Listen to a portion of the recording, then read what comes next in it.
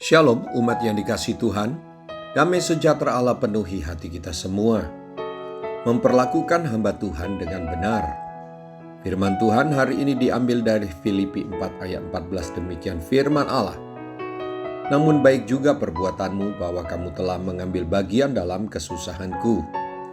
Jemaat di kota Filipi dipuji oleh Rasul Paulus sebab mereka menerima dan melayani Rasul Paulus dengan tulus sebagai seorang hamba Tuhan yang diutus Tuhan kepada mereka. Rasul Paulus menceritakan dan menggambarkan bagaimana sukacita dan bersyukurnya ia karena penerimaan dan pelayanan jemaat ini. Bahkan dikatakan jemaat Filipi ikut menanggung kesusahan Rasul Paulus.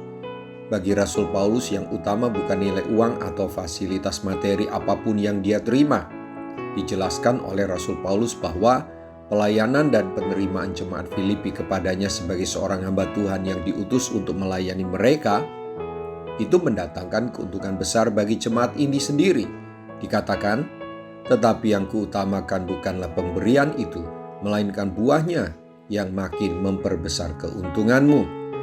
Bapak, Ibu, Saudara-saudari, hari ini kita semua belajar tentang bagaimana seharusnya bersikap terhadap seorang hamba Tuhan. Jika Anda sebagai jemaat bersikap benar terhadap hamba Tuhan yang melayani dengan segenap jiwa raga, pastilah yang akan mendapat keuntungan bukan semata-mata hanya hamba Tuhan itu.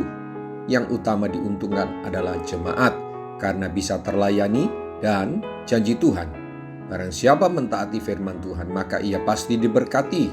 Dengan jelas kata Tuhan, barang siapa menyambut seorang nabi sebagai nabi, ia akan menerima upah nabi. Berkat upah dan keuntungan menanti umat yang mentaati perintah Tuhan. Mari kita berdoa. Tuhan Yesus, Engkau baik, Engkau menginginkan umat-Mu diberkati dan menerima keuntungan rohani maupun jasmani seperti janji-Mu.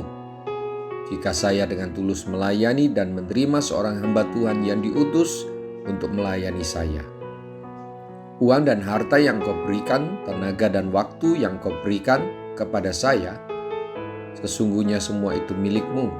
Saya hanya mengelola.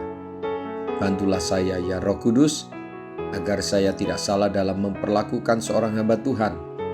Saya juga berdoa agar hamba Tuhan selalu dipelihara dan diberkati oleh-Mu dengan cara yang ajaib, khususnya melalui kehidupan saya dan keluarga. Terima kasih ya Tuhan buat firman-Mu hari ini.